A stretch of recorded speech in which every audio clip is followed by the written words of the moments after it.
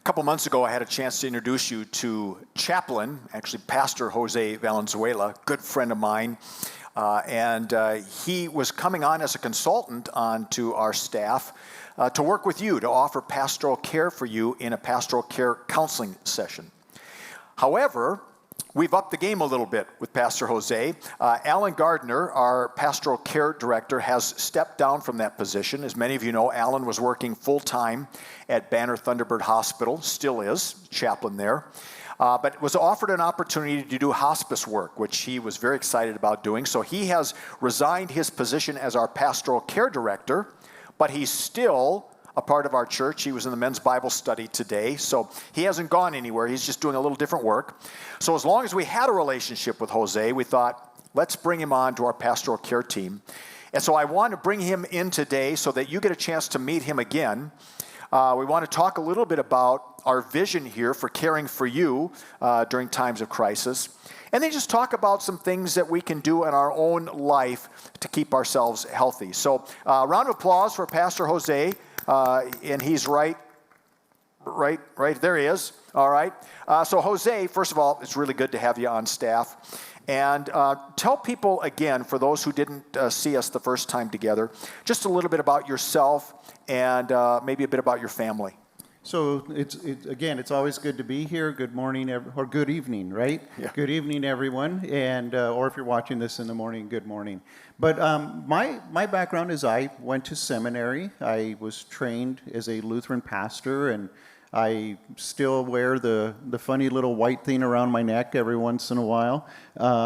And so I'm still a pastor. I'm part of the pastor community. But I went out and started my own business of chaplain spiritual care. And so even though I come out of this long tradition of Lutheran pastorism, my mom is a pastor, I wanted to venture out and try to help people and provide ministry in different ways. And tell us about your family. Well, I'm married. I have 2 kids. My daughter's in college at ASU. My son is a senior in high school. And probably like one of the coolest things is my parents are my neighbors. They live about 20 feet away from me. And my mom is 79, my dad is 85, so we help each other out every way we can. So it's a lot of fun. And your mom is still doing pastoral care work. Yeah, she still goes out and she visits people at their homes and, goes and does all the group homes and hospitals if it's safe to do so. But she's still very much a part of that. So Jose's mom is one of the first people that I connected with when I was a young pastor. I worked with her. They were starting a church out in El Mirage, which is now Pan de Vida, and Jose's family was a part of that. Jose, coming in now to our pastoral care team here, one of the things, the commitments that I made when we started this church 16 and a half years ago was that I probably wouldn't be doing a lot of pastoral care, but I would make sure that we built a great team of people to do pastoral care, and for 16 years, we have seen some really strong pastoral care here. So you're coming into a really strong team. Tell me what's exciting for you about what you've seen so far. I know the most exciting thing is that team. Mm-hmm. Alan left behind a great group of volunteers, some phenomenal leaders.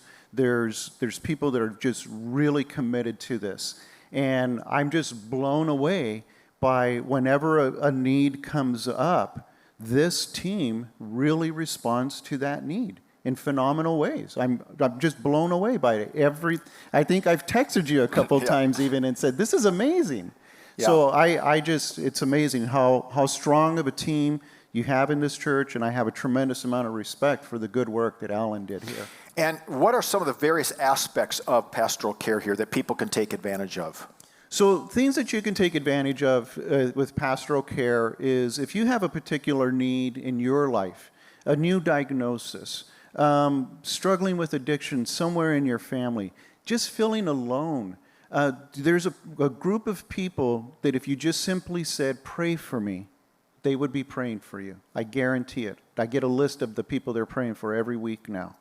If you experience tragedy in your life, there is a team of people to help you out with that. And the pastors are never very far away. Right. So the communication is really good of what's going on. Mm-hmm. So whenever there's a need, a family need of any sort, there is a group of people that you can reach out to that can be there to help you. And one of the things that you do particularly is you will do some one-on-one counseling with people, not as a therapist, but as a pastoral care person. So what does that look like? So one of the things that I do a lot is I meet with individuals on a one-to-one basis. And my assessment with every single person is I have to be able to meet them where they're at. Mm-hmm.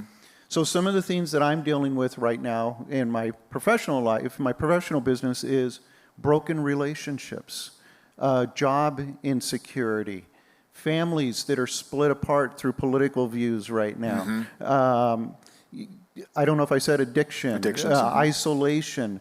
People are afraid to go out. They don't know if they can even go out anymore. So just talking people through that. Any vast array of issues.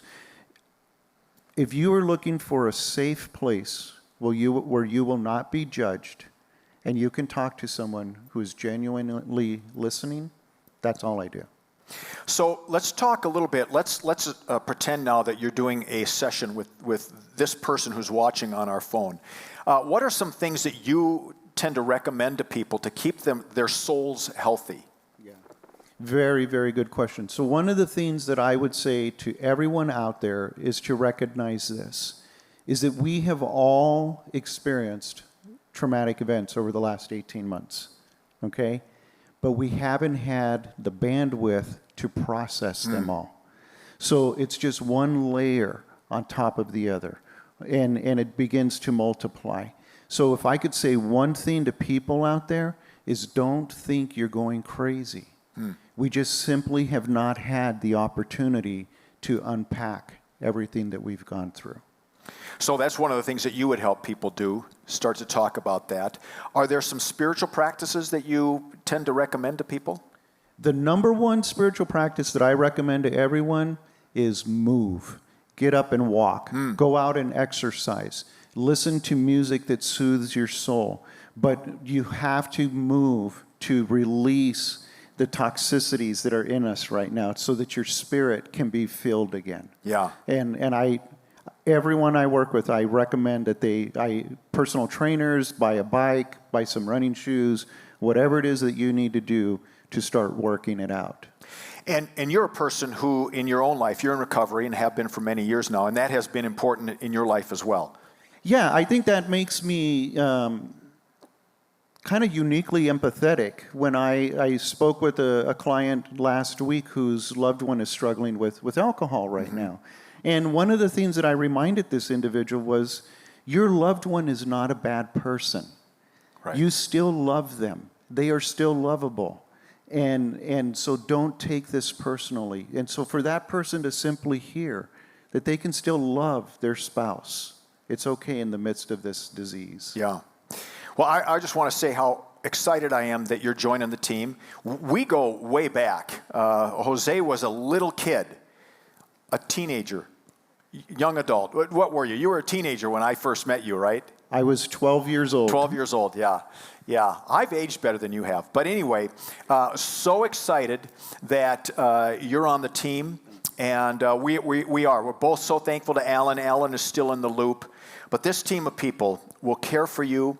And Jose in particular, if you ever need just someone to chat with, you can connect with me, Tim at boldrecklessgrace.org. I'll always connect you with Jose. And there are other ways to get a hold online. And so we encourage you to do that. So let's, once again, let's welcome Jose to Community of Grace. And thank you so much, my friend. And you get to go. All right. Have a great day. Yeah. Have a great day, everyone.